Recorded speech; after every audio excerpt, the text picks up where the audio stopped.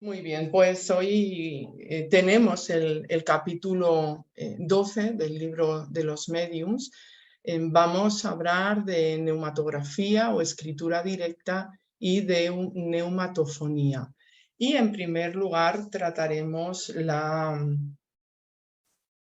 neumatografía tal como viene en el ítem 146, ¿no? Vamos a fijarnos en un poco de dónde procede la palabra neumatografía, ¿no? Viene del griego neuma, estamos hablando de aire, aliento, soplo, espíritu, y grafo, que vendría a significar yo escribo. Entonces, cuando hablamos de neumatografía, estamos refiriéndonos a la escritura producida directamente por el espíritu, según indica en este ítem, y además dice sin ningún intermediario, y tal como se expresa en la instrucción práctica sobre las manifestaciones espíritas en la parte del vocabulario, sin el empleo de la mano de un medium. Esto es muy importante para que logremos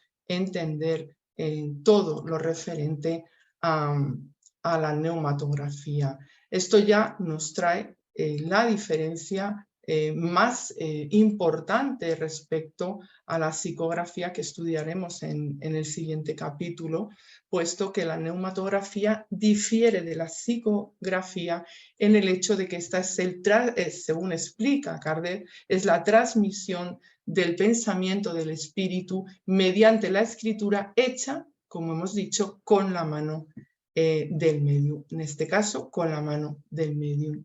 Antes de seguir, me gustaría comentaros que Kardec no dio ese nombre en un principio, ¿no? Y lo vamos a comprobar en la revista Espírita de 1858, en el mes de enero, porque hay un artículo que habla de los diferentes modos de comunicación, ¿no? Y se refiere así, dice, algunas veces los espíritus transmiten ciertas comunicaciones escritas sin intermedio directo. En este caso, los caracteres son trazados espontáneamente por un poder extrahumano visible o invisible. Como es útil que cada cosa tenga su nombre, a fin de que nos podamos entender, daremos a este modo de comunicación escrita el de espiritografía, para distinguirlo de la psicografía o escritura obtenida por un medium. Y aquí vuelve a hablar de la diferencia. La diferencia entre esas dos palabras es fácil de establecer.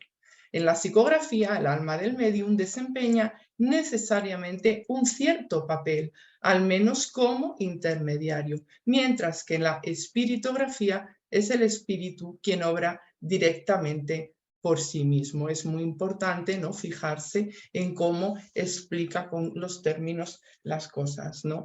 Bueno, Allan Kardec va a usar por primera vez entonces el término neumatografía en este vocabulario espírita del libro Instrucción Práctica sobre las Manifestaciones Espíritas, que tuvo su lanzamiento en París en el mes de junio de 1858, o sea, aproximadamente 5 meses después de la publicación de este espíritu de la revista Espírita, en el que ponía el nombre de espiritografía, ¿no? Bueno, en todo caso, estamos ante un fenómeno que no es que se vea con facilidad, de hecho, pues es uno de los más extraordinarios dentro del espiritismo, ¿no?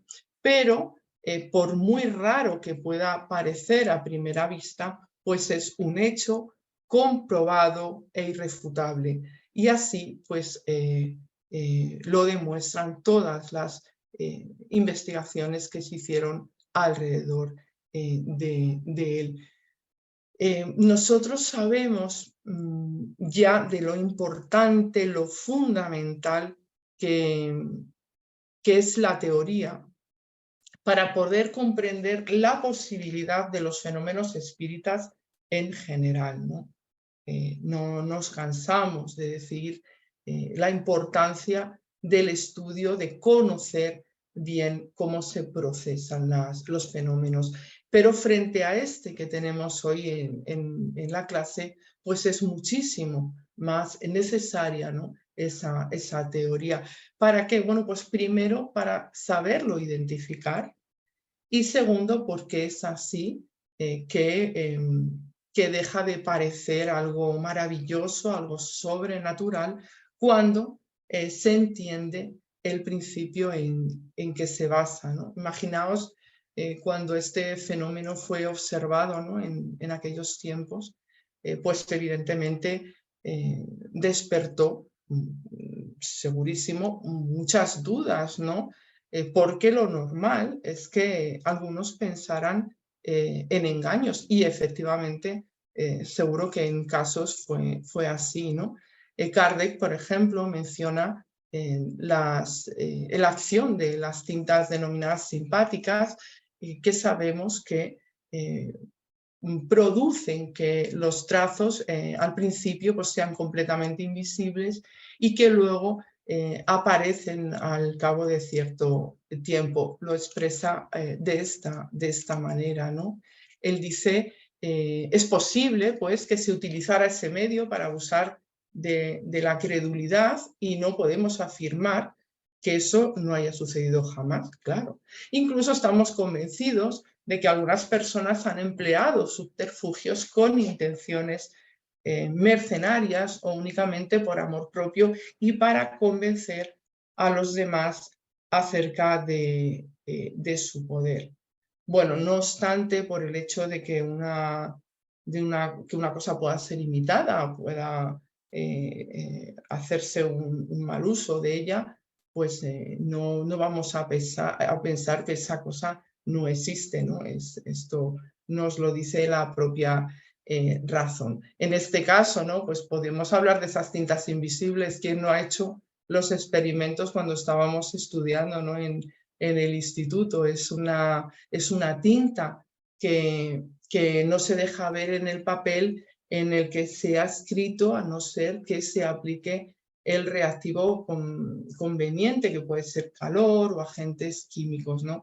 Y en estas tintas pues podemos tener unas que están formadas con fluidos orgánicos, que serían tintas orgánicas, y que van a contener elementos naturales como el vinagre, como el jugo de limón, la leche, el jugo de cebolla, bueno, algunos otros muy interesantes, ¿no? Y otras serían las tintas simpáticas o sintéticas que requieren pues, más de un químico para su creación y se necesita un reactivo específico. Bueno, pues son tintas que se conocen desde hace mucho tiempo, ¿no? De hecho, los griegos, los romanos, pues la usaban para la escritura de libros y de manuscritos. En el Renacimiento también esta tinta invisible o de seguridad era utilizada para escribir algunos textos de amor y consignaciones políticas, pero pienso yo, no sé, creo, y por un poco lo que he estado leyendo, que donde más se ha utilizado, pues sí, donde más ha estado presente es en guerras, ¿no? En asuntos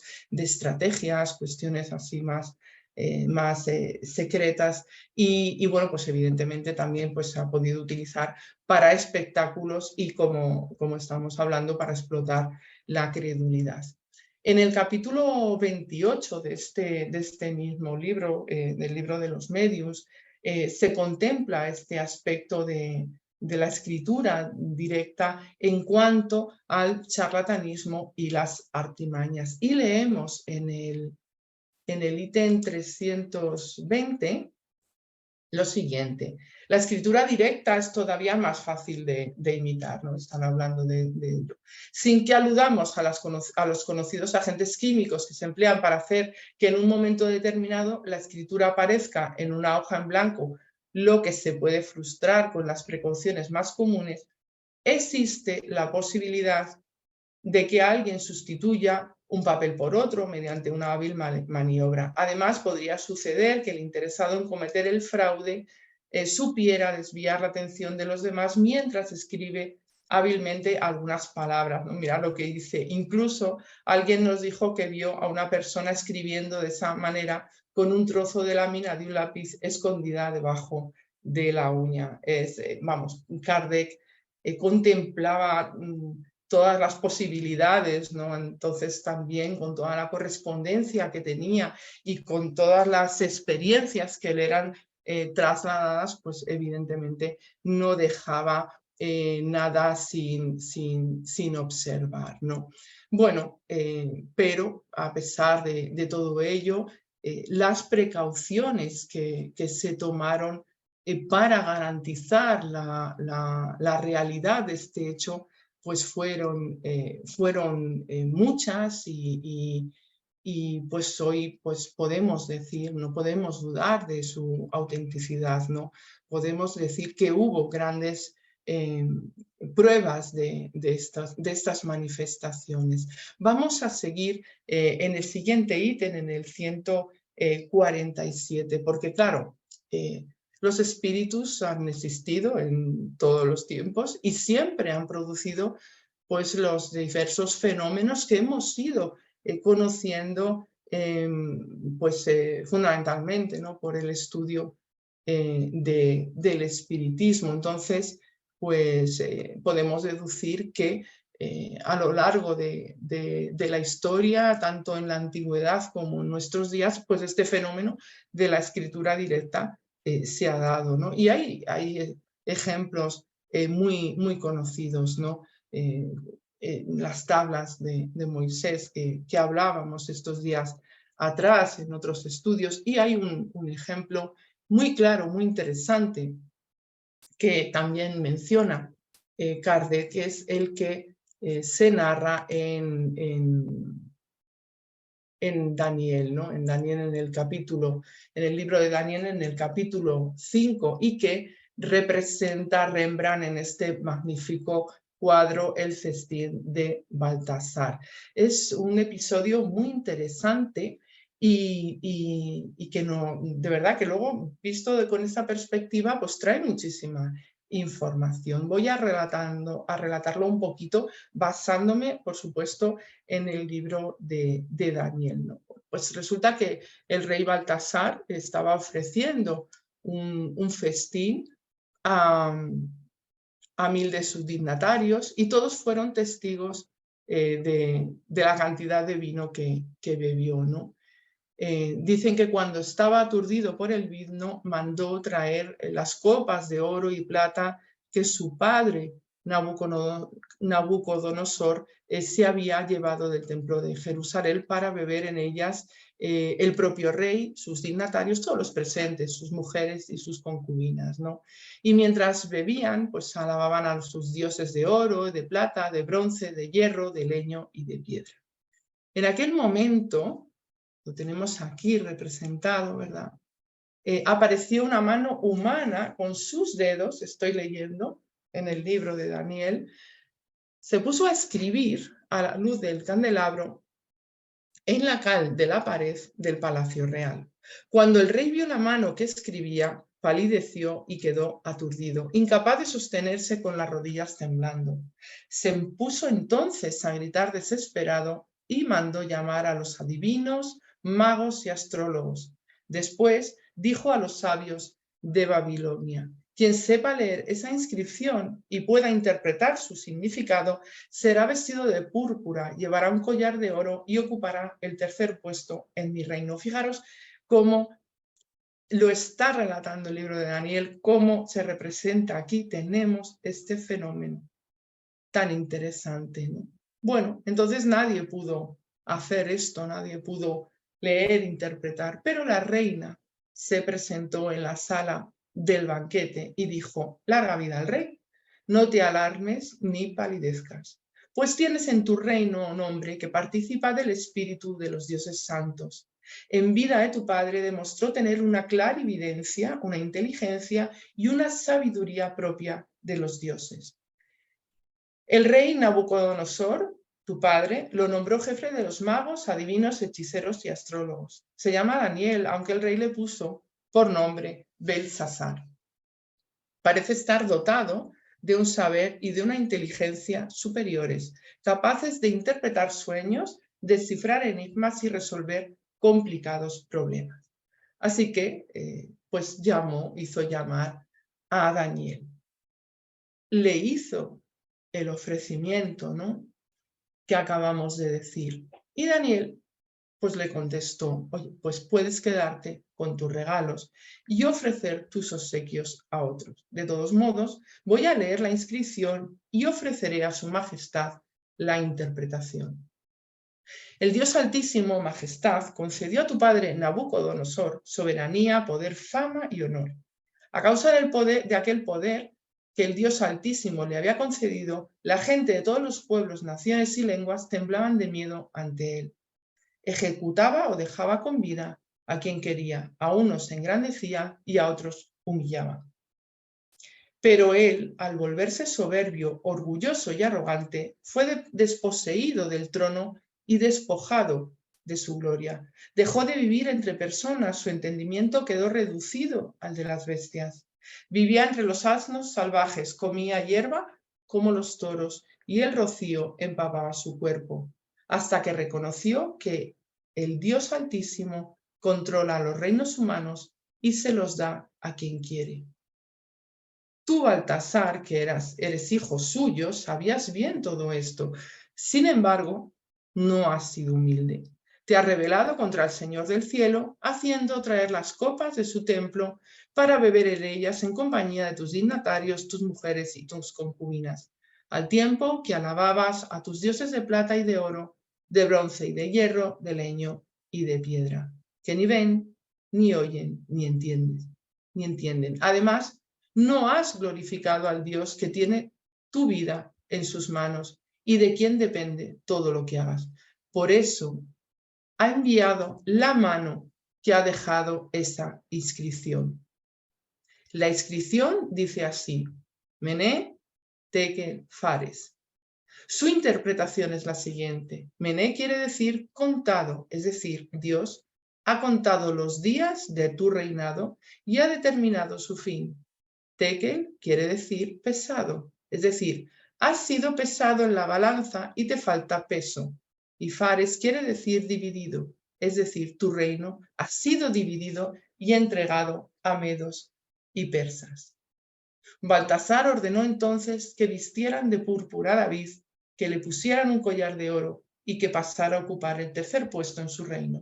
Aquella misma noche, Baltasar, rey de los caldeos, fue asesinado. Fijaros cómo en esta historia tenemos esta escritura directa, esta interpretación, un mensaje directo, y está ahí en el libro de Daniel. Carde dice de este modo que es por medio de la escritura directa que hoy estudiamos, que desarrollamos, que se puede explicar esta aparición de estas tres palabras, ¿no? Y que la Edad Media, tan fecunda en prodigios ocultos, pese a que eran reprimidos por las hogueras, pues también evidentemente debe haber existido, deben haber conocido la escritura directa. No obstante, cualesquiera que hayan sido los resultados obtenidos en otras épocas, solamente después de la difusión de las manifestaciones espíritas se tomó en serio la cuestión de este fenómeno. Y bueno, nos dice que parece ser que el primero que la dio a conocer en esos años en París fue el barón de Guldensstube, quien publicó una obra muy interesante sobre este asunto y en esa obra había facsímiles de estas escrituras que obtuvo con sus experiencias, ¿no? Ya era el fenómeno conocido en América desde hacía algún tiempo, pero es verdad que la posición social de este hombre, su independencia, la consideración que tenía en la alta sociedad, la posición que ocupaba, todo lo que a él le rodeaba, pues apartaban toda sospecha de un fraude intencional. No había nada en él que hiciera pensar que tuviera un interés personal al trasladar, ¿no?, estas experiencias. Y sí que dice que se podía admitir a lo sumo que el varón fuese víctima de una ilusión, pero claro, estamos ante fenómenos que han sido observados, obtenidos por muchas personas que le rodeaban a él en lugares muy diferentes y por otras personas también ajenas y que habían tomado todas las precauciones necesarias para evitar cualquier engaño y toda causa de error. Así que todo esto es producido como los demás fenómenos, pero tan curioso bajo atenciones muy rigurosas, ¿no? Bueno, la obra del barón de Wildenstue se llama La realidad de los espíritus y de sus manifestaciones demostrada por el fenómeno de la escritura directa. Una obra muy, muy interesante y además que tiene una importancia muy grande para nosotros aquí en España. ¿Por qué? Porque es uno de los libros que fueron quemados en el auto de fe de Barcelona en el 9 de octubre de 1861. O sea, fijaros qué importante, ¿no? Que llegó aquí y fue quemado en esa terrible hoguera, ¿no? Bueno, yo quiero leeros el principio de la introducción y bueno, agradecer a nuestra Cristina por la traducción que me ha hecho del libro en francés. Ella siempre está dispuesta a ayudarnos en estos libros que buscamos siempre traer, ¿no? de su lenguaje original. Bueno, este es dice en la introducción, este es un libro que contiene los primeros elementos positivos de la gran ciencia de la manifestación directa del mundo sobrenatural, base única de todas las relaciones históricas, desde la majestuosa ley de Jehová, grabada por el dedo del mismo Dios en las dos tablas en presencia de Moisés, hasta la palabra divina y ungida del santo mártir del Calvario, desde el Veda de los indios al Cenabesta de Zoroastro, desde las misteriosas ceremonias de Egipto hasta los oráculos de Grecia y Roma. Un maravilloso, mira, aquí está el libro, un maravilloso descubrimiento acaba de ser realizado por el autor en París, el 13 de agosto de 1856, día en que tuvieron lugar los primeros experimentos con éxito. Es el de la escritura directa y sobrenatural de los espíritus, sin intermediario alguno, es decir, ni mediums ni objetos inanimados. Este fenómeno maravilloso confirma lo que Moisés dice en Éxodo, en el Deuteronomio, sobre la revelación directa del Decálogo y lo que cuenta Daniel sobre la escritura maravillosa que tuvo lugar durante la fiesta del rey Belsasar. Bueno, esto es lo que acabo de contar yo sobre el libro de Daniel. El descubrimiento de una escritura directamente sobrenatural es tanto más valioso cuanto que puede ser comprobado por experimentos repetidos a voluntad por el autor en presencia de los incrédulos que deben suministrar ellos mismos el papel para evitar la objeción absurda de los papeles químicos que la incredulidad y el materialismo no han dejado de plantear. Es precisamente en la aplicación del método experimental a los fenómenos sobrenaturales directos o milagros donde reside la originalidad y el valor de este descubrimiento que no tiene precedentes en los anales de la humanidad, pues hasta ahora los milagros no se han podido repetir. Ha sido necesario para probar su realidad el testimonio de quienes los han visto. Hoy en día, cuando todas las ciencias recurren a la vía experimental, la observación y el testimonio tradicional mejor establecido, no son suficientes cuando se trata de fenómenos extraordinarios que no pueden ser explicados por las leyes de la física. El hombre mimado por las experiencias palpables de los físicos ya no confía en los testimonios históricos, sobre todo cuando se trata de fenómenos misteriosos que revelan la existencia de poderes invisibles y superiores a las fuerzas y leyes de la materia inerte. Hoy en día, en materia de moralidad, como en las ciencias exactas, nuestro siglo exige hechos y observaciones. Nosotros los aportamos. Bueno, se han hecho más, dice, ¿no? Más de 500 experimentos desde el memorable día del 13 de agosto de 1856 y nombra a diferentes e ilustres amigos de la época que participan con él en estos experimentos. Y más de 50 personas pudieron presenciar el asombroso fenómeno de la escritura directa de los genios invisibles, tras haber suministrado ellas mismas el papel. O sea que estamos hablando, ¿no?, de unos experimentos concienzudos con la presencia de muchas personas, con un control riguroso, y dentro de este libro pues vienen los ejemplos de estas escrituras que ahora vamos a ver, ¿no? Pero vamos con unas palabras de Gabriel Delan sobre este libro, que fue publicado el mismo año que el libro de los espíritus. Dice Gabriel Delan: en este volumen se encuentran relatadas las primeras experiencias de escritura directa obtenidas en nuestro país.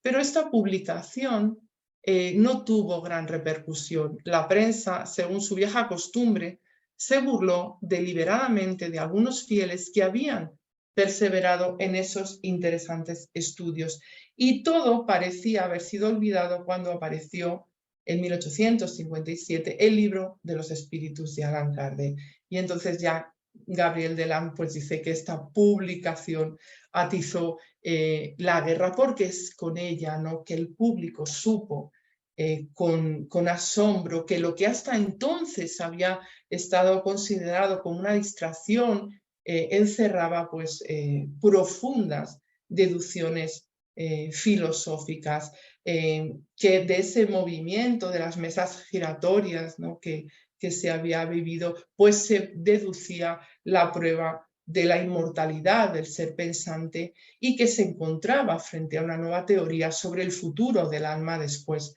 de la muerte, con lo cual todo esto que trasladaba el varón en sus experimentos ya era tomado de otra manera. Qué importante, ¿no?, lo que trae el libro de los espíritus para explicar estas cuestiones que están en la misma historia y que las tenemos delante. Fijaros, no hay en el libro de Daniel, y cuánta luz, cuánta claridad trae toda la observación, toda la experimentación, todas las enseñanzas que somos capaces de analizar de los espíritus, ¿no? Bueno, antes de pasar al ítem 148, que nos va a hablar de la obtención de este tipo de escritura, pues me gustaría comentaros sobre el libro En lo invisible de León Denis, en lo referente al capítulo 18, porque él en este capítulo juntará términos que ahora mismo acabamos de diferenciar, pero es importante que lo traigamos porque ahí está este capítulo. Este capítulo lleva como nombre escritura, fijaros, directa o psicografía, escritura mediúnica. Y bueno, pues es muy importante que lo leáis, porque vamos a ir viendo, aunque nos pueda impactar así el título de esta manera, pero él luego lo va a ir desgranando, y vemos cómo ha dado a cada cosa pues este nombre, ¿no? Ha puesto escritura directa o psicografía y luego escritura mediúnica. Dice así: la escritura es también una de las formas en que los seres queridos que han morado en la tierra pueden comunicarse con nosotros y transmitir sus pensamientos. Dos son las formas que adopta: escritura directa o psicografía y la escritura mediúnica. De estos dos modos de manifestación, la psicografía es ciertamente el más seguro, el más fácil de controlar. Se puede producir a plena luz. El medium permanece en un estado normal, ajeno a sus peculiaridades, hasta el punto de parecer que no tiene la menor intervención en el fenómeno. Hojas de papel colocadas en una caja o cajón cerrado con llave, o incluso entre pizarras dobles, atadas y selladas. Cuando se retiran tiempo después, se encuentran escritas, firmadas por personas fallecidas. Y habla en este capítulo Denis del varón y de sus investigaciones, diciendo que el varón colocaba algunas hojas de su propio cuaderno en lugares escondidos, sin lápices ni nada con que escribir. El varón se alejaba algunos pasos sin perder en ningún momento de vista el objeto de la experimentación, y luego recogía el papel en el que se encontraban pues ya los mensajes inteligibles. También dice que en ciertos casos se disponían sobre mesas o en el mismo suelo hojas de papel y lápices, y bajo los ojos de las personas que estaban experimentando se observaba cómo el lápiz se levantaba como si lo estuviera cogiendo, sosteniendo una mano que trazaba los caracteres. A veces se veía esta mano guiando y dirigiendo el movimiento de lápices, y en otras la escritura pues dice que parecía ser el resultado de una acción química. Luego seguiremos con este capítulo de León Denis, pero es hora, ¿no?, de hacerse la pregunta: ¿cómo se obtiene esta escritura? Y esto nos lo va a explicar Kardec en el ítem 148. Él explica que la escritura directa se obtiene como en general la mayor parte de las manifestaciones espíritas no espontáneas, porque estamos hablando de obtenerla, por medio del recogimiento, por medio de la plegaria, por medio de la evocación. Esta pues se ha obtenido con frecuencia pues en lugares como las iglesias, sobre las tumbas. Esto en el libro del varón se ve mucho con los ejemplos, en el pedestal de las estatuas y en retratos de personas evocadas. No obstante, también explica que el lugar no ejerce así una influencia sobremanera sobre el fenómeno, salvo puntualizando el de favorecer un mayor recogimiento y una mayor concentración del pensamiento, porque está probado que la escritura directa puede obtenerse sin estos accesorios, ¿no? Y en los lugares pues más comunes, como pueda ser pues un simple mueble casero. Pero sí que dice Kardec que tienen que darse unas condiciones, ¿no? Él lo expresa así, ¿no? Siempre que los interesados reúnan las debidas condiciones morales y que entre ellos se encuentre alguien que posea la facultad medianímica necesaria. Estamos hablando que es la escritura directa de los espíritus, sin un intermediario directo, sin una mano del medium que la produzca, pero es necesario que existan estas condiciones para que sea provocado, se obtenga este fenómeno, ¿no? Como todo lleva su proceso, ¿no? En un principio se consideró que era preciso colocar un lápiz junto al papel, ¿no? Y bueno, pues también esto pues podía ser explicado hasta cierto punto, ¿no? Porque nosotros sabemos que los espíritus producen el movimiento y el desplazamiento de objetos, que lo toman y a veces los arrojan a través del espacio. Lo hemos visto como lanzan, ¿no?, en esos fenómenos. De modo que también podían hacer igual, tomar el lápiz y servirse de él para trazar caracteres. Esto lo hacen, ya lo veremos la semana que viene, cuando impulsan el lápiz con la ayuda de la mano del médium, de una tablilla, etc.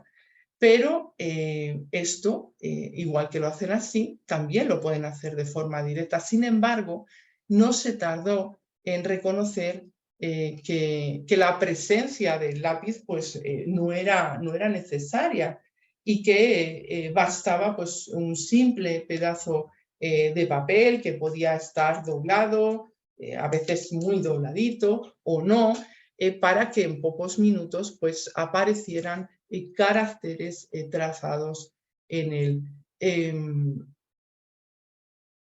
Es posible que esos caracteres hayan sido, bueno, es así, ¿no?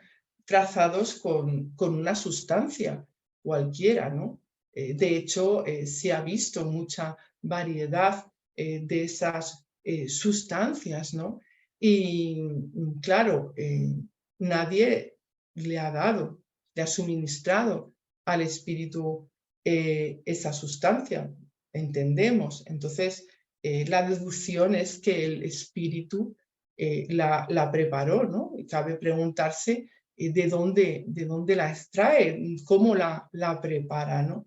Y si nos remitimos a las explicaciones dadas en el capítulo 8, nos explica el codificador que hallaremos la teoría completa de este fenómeno. Él nos está llevando al capítulo en el que nos hablan y que ya hemos estado estudiando del laboratorio del mundo invisible, ¿no? Dándonos detalles, si lo leemos y volvemos a él, cómo que podemos encontrar en el papel pues letras, signos diversos, palabras, frases e incluso, bueno, aunque no es muy así, algunas cortas disertaciones, ¿no? La mayoría de las veces trazados con una sustancia, habla de grisácea semejante al grafito, o con lápiz rojo, o con tinta común, y hasta también nos dice tinta de imprimir.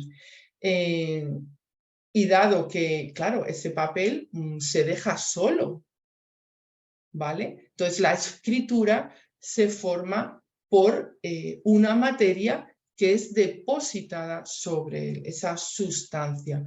Volvemos a la pregunta, ¿de dónde saca el espíritu esa sustancia? Y encontramos la respuesta en este mismo ítem.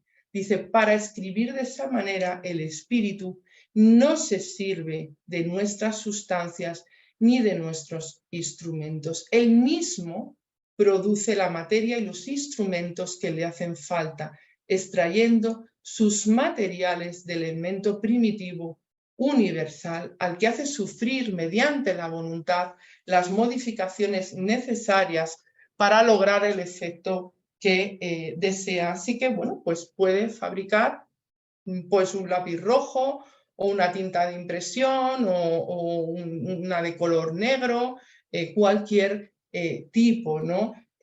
Incluso, fijaros lo que dice, ¿no? Qué interesante, caracteres tipográficos con la resistencia necesaria para dar relieve a la impresión. Esto mismo lo han visto en algunas experiencias, ¿no? También habla de la hija de un señor que una niña de 12 a 13 años que obtuvo páginas enteras escritas con una sustancia análoga al pastel, ¿no? Fijaros qué interesante, ¿no? Porque está realmente la explicación más amplia de todo esto se da en este capítulo del Laboratorio del Mundo Invisible, si recordamos mediante las respuestas de San Luis, mismamente cuando se hablaba de la caja de Rape, ¿no? Él dice que comprender estos procesos, esta escritura directa, cómo se produce esa manipulación para bueno, traer esas tintas y todo, pues nos da como principal utilidad la comprobación de un hecho serio. Y la intervención inteligente de un poder oculto que encuentra de esta manera en este fenómeno un medio más para manifestarte, ¿no? Es verdad que no, este tipo de comunicaciones no se da a hacerlas muy extensas, ¿no? Muchas veces son espontáneas y se limitan también algunas palabras, algunos signos, algunos de los cuales pues son ininteligibles. Bueno, se ha obtenido muchísimos tipos como vamos a ver. Sí que dicen que han sido dadas en todas las lenguas, en griego, en latín, en sirio, en caracteres jeroglíficos, pero no es lo mismo que obtener esas disertaciones que van a ser continuas, van a ser veloces, como las que veremos ya producidas por mediante la mano del medium, ¿no? que ya da lugar a todo un amplio ya, bueno, pues dictado tanto en las narraciones de los propios espíritus, las enseñanzas, etcétera, etcétera. Vamos a fijarnos ahora en la escritura directa en cuanto a las pizarritas. Y bueno, aquí lo explica León Denis y nos da sobre este asunto de las pizarras algunos consejos, algunas aclaraciones, ¿no? Dice que sobre la pizarra trazan los espíritus directamente sus comunicaciones, pero que tenemos que tener en cuenta algunas observaciones, que aquí las tenemos. Dice que ciertas radiaciones ejercen una acción disolvente sobre los fluidos. Por ejemplo, una luz demasiado viva, la extremada fijeza de la mirada sobre el punto en que las experiencias se producen, pues pueden paralizar la fuerza psíquica y ser un obstáculo para esas manifestaciones que la oscuridad favorece extraordinariamente, pero esta hace la comprobación más difícil y quita valor a los resultados obtenidos, con lo cual pues dice que debemos recurrir a la oscuridad lo menos posible, salvo, evidentemente, en lo que se refiere a los fenómenos luminosos que no se producirían sin ella. Las experiencias de escritura en pizarra pues ofrecen la ventaja de ser capaz de actuar en plena luz del día y estar sujeto pues a una supervisión mucho más estricta al mismo tiempo, en el que se dan las condiciones más favorables para la preparación de los fenómenos. ¿Por qué? Porque las pizarras se aplican unas contra otras. Entonces, así, de esta manera, van a constituir en sus caras interiores pues una cámara, una zona completamente oscura, que va a ser similar pues a la cámara esta que utilizan los fotógrafos, ¿no? Que no hay luz. Y por eso mismo pues nos dice que esta cámara, si esto que se provoca al juntarlas, pues propicia la acción fluídica. También nos comenta Denise que a veces los caracteres que se ven trazados en la pizarra son tan pequeñitos que hay que mirarlos con una lente de aumento, con una lupa. Y en cuanto a los caracteres, dice que difieren según las entidades que se comunican, pero el tipo de cada escritura sí permanece uniforme a lo largo de los experimentos, a lo largo que sean. O sea, no solo se mantiene el carácter permanente, el carácter de la escritura, es que este va a permanecer constante, sino que los mensajes, pues evidentemente también revelan esa presencia de una individualidad consciente bueno, pues que afirma, ¿no? Haber vivido en la tierra y en condición humana, ¿no? Con sus firmas, con sus nombres, con sus expresiones, ¿no? Y cada uno presenta sus particulares tanto en la forma como en el fondo. Aquí las inteligencias se distinguen claramente unas de otras por medio de sus comunicaciones, ¿no? Y esto es una prueba más de que estos fenómenos tienen detrás esa inteligencia. Vamos a ver casos, la verdad que muy interesantes de escritura directa según lo que estamos hablando. Y nos vamos ahora a leer en el libro Investigaciones sobre espiritualismo de William Crookes, ¿no? Porque él en la lección 10, que se llama escritura directa, nos dice esto, ¿no? Dice, este es el término, refiriéndose a escritura directa, empleado para expresar la escritura que no está producida por ninguna persona presente. He tenido palabras y mensajes repetidamente escritos en papel privadamente marcado, bajo las más rigurosas condiciones de prueba, y he oído el lápiz moviéndose sobre el papel en la oscuridad. Las condiciones preparadas por mí mismo han sido tan estrictas como para resultar igualmente de convincente para mi mente como si hubiera visto los caracteres escritos formados. Pero puesto que el espacio no permite entrar en profundidad en los detalles, seleccionaré meramente dos casos en los que mis ojos tanto como mis oídos presenciaron la operación. Y nos trae dos casos la verdad que muy curiosos, ¿no?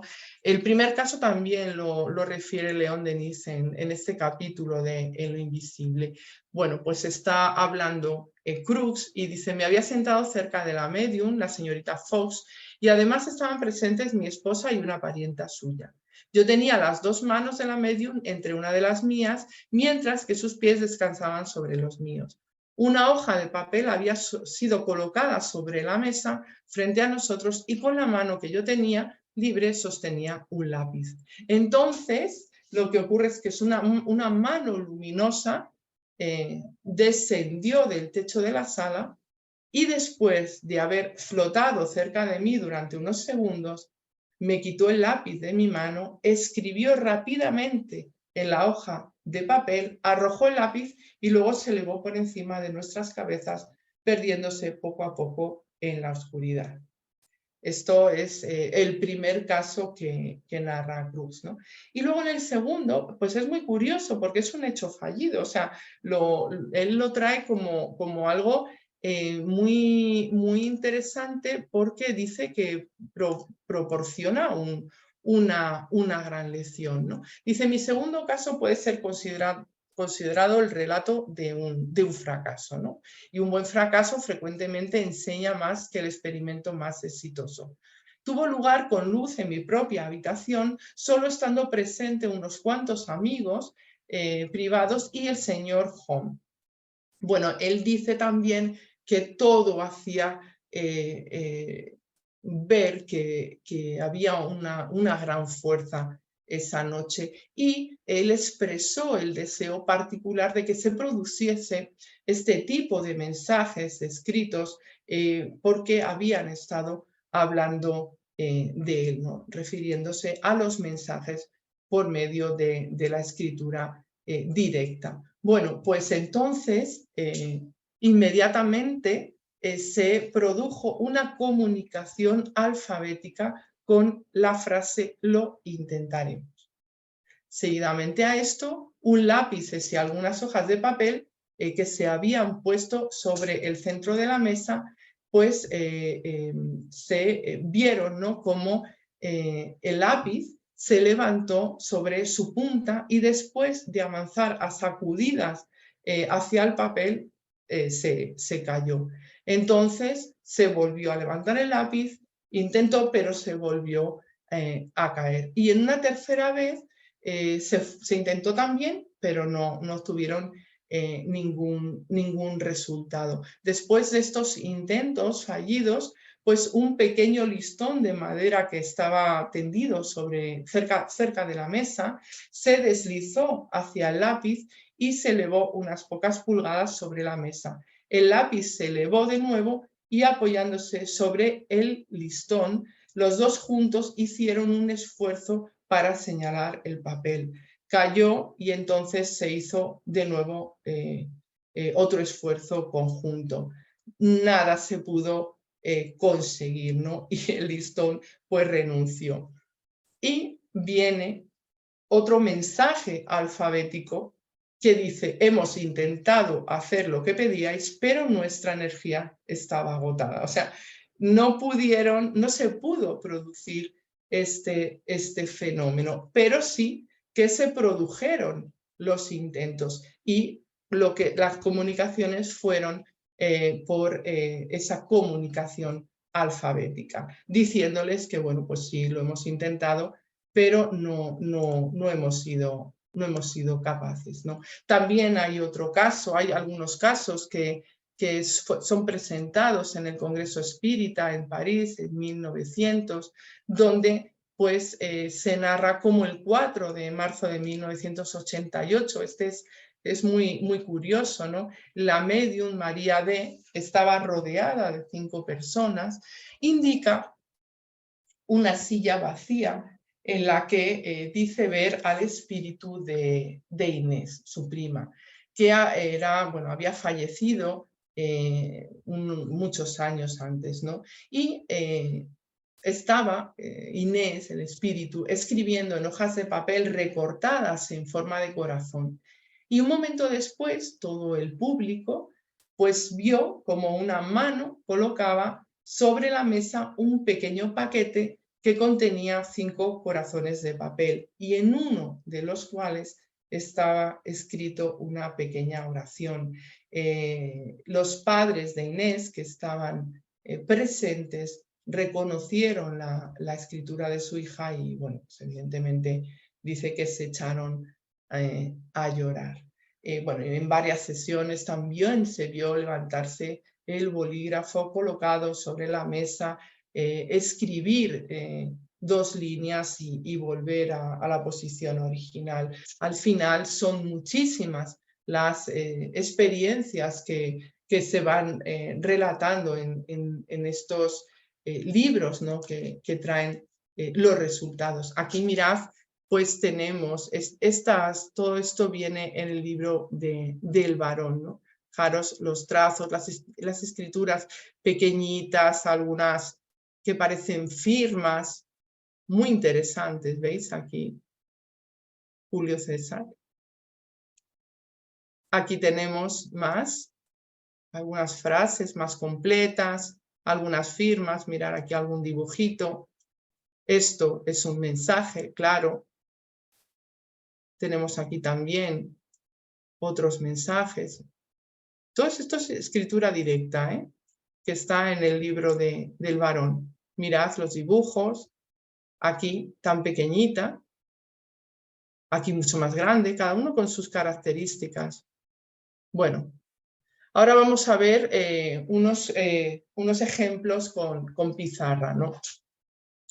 Cuentan que el sargento Cos, presidente de la Sociedad Psicológica de Gran Bretaña, pues afirma haber obtenido varios mensajes en pizarra con la ayuda del medium Slade.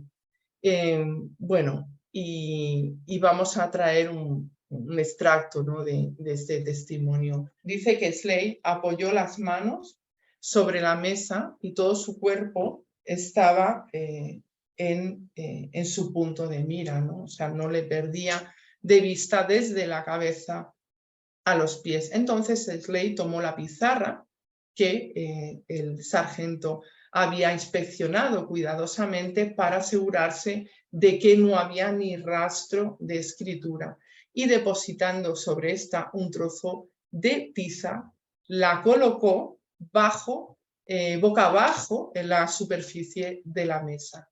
En ese mismo momento escuché, dice el sargento, un ruido como si alguien estuviera escribiendo en la pizarra. Algunos golpes rápidos indicaron que estaba terminada la escritura, ¿no?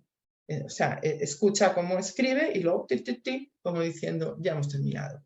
Se quitó la pizarra y entonces pudieron leer la siguiente comunicación escrita en caracteres claros y correctamente dispuestos. Y aquí tenemos al medium Slade y la comunicación que pudieron leer. Estimado sargento, está estudiando un tema que merece toda su atención. El hombre que llega a creer esta verdad se vuelve mejor en la mayoría de los casos. Tal es nuestro objetivo cuando volvamos a la Tierra, impulsados por el deseo de hacer hombres más conscientes y puros.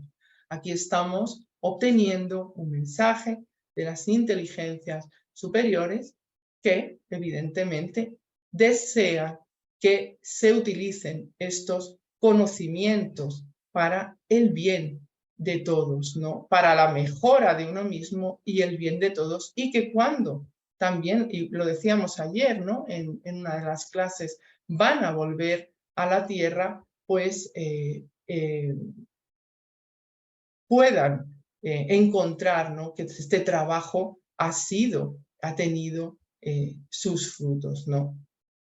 Bueno, fijándonos en Slade, también que no se nos olvide decir, hablar, y ya lo estudiaremos en su momento, ¿no? De estos mediums que tienen la facultad de obtener este fenómeno, el de la escritura directa, que son los medios neumatógrafos, ¿no?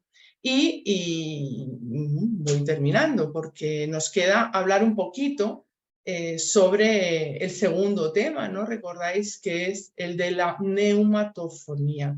Y vamos a volver a ese artículo de la revista de 1858, porque aquí también tenemos un nombre primero, ¿no? Dice, para seguir el mismo sistema de nomenclatura que hemos adoptado para las comunicaciones escritas, deberíamos llamar psicología a la palabra transmitida por el medium y espiritología a la que proviene directamente del espíritu. Pero como la palabra psicología ya tiene una acepción conocida, no la podemos cambiar. Por lo tanto, designaremos a todas las comunicaciones verbales con el nombre de espiritología, aplicando a las primeras el de espiritología mediata y a las segundas el de espiritología directa. Así pues, bueno, Allan Kardec luego, ya lo vemos, como hemos dicho antes, cambiará el término espiritología mediata por el neologismo psicofonía.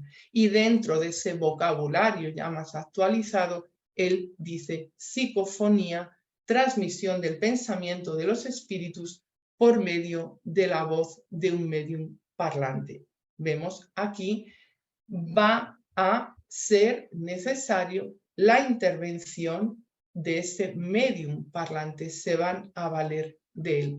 Y esa espiritología directa sería llamada después neumatofonía. Así pues, vamos a hacer lo mismo que con la otra, ¿no? Tenemos aquí, pues, ver que neuma, que viene de neuma y de foné, sonido o voz. Entonces, hablaremos de la comunicación verbal y directa de los espíritus sin el concurso de los órganos vocales. Es un sonido o voz que ellos hacen escuchar en el aire y que parece resonar en nuestros oídos. Sería como una voz directa, ¿no?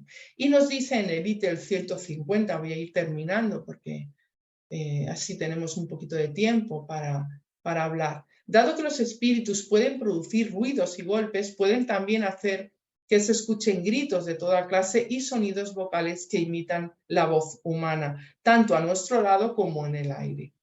Y damos a este fenómeno el nombre de neumatofonía. Por lo que sabemos sobre la naturaleza de los espíritus, podemos suponer que algunos de ellos de orden inferior pues se confunden y creen hablar, que hablan como cuando estaban vivos, ¿no? Ellos, los espíritus, pues van hablando y se creen que es el mismo proceso, ¿no? Que como estaban vivos. Hay varios ejemplos en la revista Espírita y los menciona aquí en el ítem. Con todo debemos ser cautelosos para no tomar por voces ocultas todos los sonidos que no tengan una causa conocida o los zumbidos comunes de los oídos, ¿no? Esto me ha hecho mucha gracia, ¿no? Porque dice, ¿no? Sobre todo es preciso descartar cualquier fundamento en la creencia vulgar de que cuando nos zumban los oídos es señal de que alguien está hablando mal de nosotros en algún lugar. Por otra parte, esos zumbidos, cuya causa es exclusivamente fisiológica, no tienen ningún significado, mientras que los sonidos neumatofónicos expresan pensamiento, lo que nos permite reconocer que se debe efectivamente a una causa inteligente y no accidental. Así que se puede establecer como principio que los efectos notoriamente inteligentes son los únicos capaces de demostrar esta intervención de los espíritus. Y también nos habla de una situación que se da con mucha frecuencia, ¿no?, en el estado de somnolencia, que oímos con absoluta nitidez palabras, nombres, a veces hasta frases enteras pronunciadas con tanta intensidad que nos despertamos sobresaltados. Bueno, aquí puede tratarse de una manifestación o no. Es necesario observar con detalle y analizar. Pero claro, no sucede lo mismo cuando estamos completamente despiertos, porque si en ese caso es el espíritu el que se hace oír, pues lo vamos a... Es muy claro, ¿no? Y además, casi siempre, pues podemos intercambiar ideas con él, incluso, pues a lo mejor, entablar una pequeña conversación, ¿no? Los sonidos espíritas o neumatofónicos nos va a explicar Kardec que se producen de dos maneras muy distintas, ¿no? A veces se trata como de una voz interior que repercute, ¿no?, dentro de nosotros, en nuestro fuero interno, pero no vemos aquí que las palabras tengan nada de, él dice, de material, ¿no? Lo entendemos, aunque sean claras y distintas. Es como que resuena dentro de nosotros. Y otras veces, pues esto es clarísimo, son exteriores, se percibe que son articuladas con mucha claridad, como si nos estuviera hablando una persona encarnada a nuestro lado. Esto yo particularmente, que he tenido la experiencia,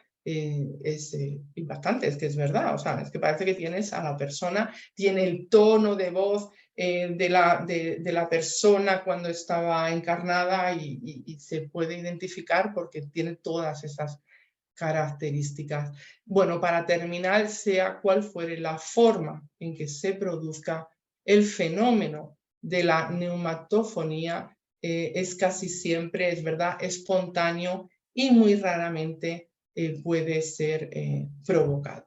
Bueno, pues nada, terminamos ya con esta clase. Hay muchísimos ejemplos de ambos fenómenos en la literatura